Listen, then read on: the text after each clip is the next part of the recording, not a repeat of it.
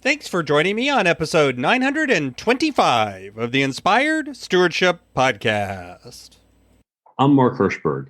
I encourage you to invest in yourself, your organization, and others around you to positively impact the world by using your time and your talent to make this world a better place. Having the skills to succeed in your career or your business is key. One way to do this is to listen to the Inspired Stewardship Podcast with my friend Scott Mader. If you actually go through these 7 questions and really think about your answers, think about how you see the world when it comes to money. Which of these things do you answer and how do you answer them? The truth is that if you answer, for instance, that making money makes you bad, greedy, or selfish, welcome and thank you for joining us on the Inspired Stewardship Podcast. If you truly desire to become the person who God wants you to be, then you must learn to use your time, your talent, and your treasures for your true calling. In the Inspired Stewardship Podcast, you will learn to invest in yourself, invest in others, and develop your influence so that you can impact the world. In today's episode about investing in others through stewarding your treasures, I talk with you about the 7 types of money beliefs that we all often have. I share how being aware of these beliefs is valuable and helps you a lot. And I also talk about how these beliefs can be changed and adapted if you need to. As we talk about stewarding your treasures, wouldn't it be great if you could support this podcast and do it without costing yourself an extra dime? Turns out you can. All you have to do is use inspiredstewardship.com/Amazon when you're ready to make a purchase via Amazon, and a small commission will come back to support the show. If you enjoy the show when you're ready to buy from Amazon, just use inspiredstewardship.com/Amazon. Similar to how yesterday we were talking about locus of control, there's also beliefs that we have that we develop over time about money. And these beliefs affect, again, ourselves and how we relate to others when it comes to our money and our money relationships. When you look into the world, we have a reality that's out there, but we also have a reality that's filtered through our perceptions. And we try to match our internal beliefs with external reality, and we have a tendency to interpret what we feel, what we hear, what we see, and filter them through those internal beliefs, and it affects how we see the world. It affects how we recognize truths when it comes to things. So I came across an article about 7 types of money beliefs, and I really enjoyed it. I thought it was an interesting take. So here are those 7 beliefs, and then we'll talk about them a little bit. Number 1, am I worthy and deserving of money, wealth, and financial success? Number 2, is it wrong or evil to make money? Number 3, do I have the skills and abilities to become a millionaire? Or am I smart enough to become rich? Is my past hindering me from becoming wealthy? Can I keep the money I make? And will making money turn me into a bad, greedy, or selfish person? If you actually go through these 7 questions and really think about your answers, think about how you see the world when it comes to money. Which of these things do you answer and how do you answer them?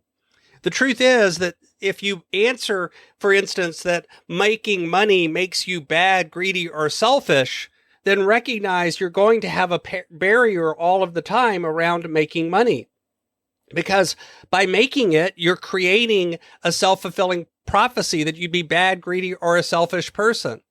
If you don't believe that you can keep the money that you make, then why bother making money? If you feel like your past choices keep you from having any future successes, then why would you bother? If you feel like you're too stupid or don't have the skills and abilities to become wealthy, then again, you won't work at it. If you feel like it's wrong or evil, that money is the root of all evil, and by the way, that's not what that passage says, then again, you won't do it. And if you feel like you're undeserving or unworthy of success, you also won't do it. And don't get me wrong, I'm not sitting here and saying that making money is the only measure of success or even the most important. But I have seen people who want to do better with their money, who are working to budget, to get out of debt, to achieve goals that they've set forward.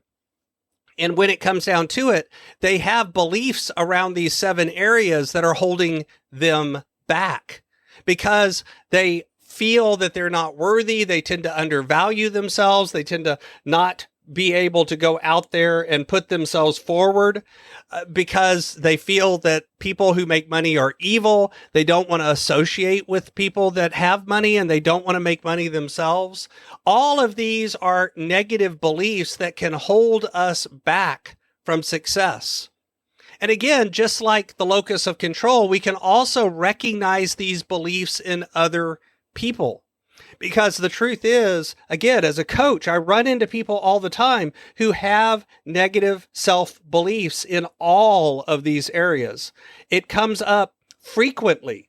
I would actually say often, because I think we're raised in a culture where many of these money beliefs are out there in the culture each and every day. We're being exposed to them all the time. Money is not something that we talk about very often in polite culture. And because of that, we don't notice when others have those negative beliefs. So recognizing these and being aware of them can be valuable not only for yourself and your own relationships with money, but also for helping others develop better money beliefs. And just like yesterday, you can begin to change these beliefs if you need to. First step, of course, is becoming aware of them. That's why answering these questions is important.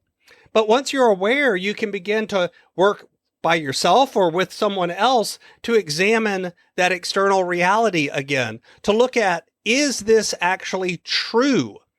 Is there something happening that happens to be untrue around this? Do you know anyone who has money who's not evil or not greedy? Do you know anyone who actually is able to keep their own money? And if so, what does that tell you about that truth for you?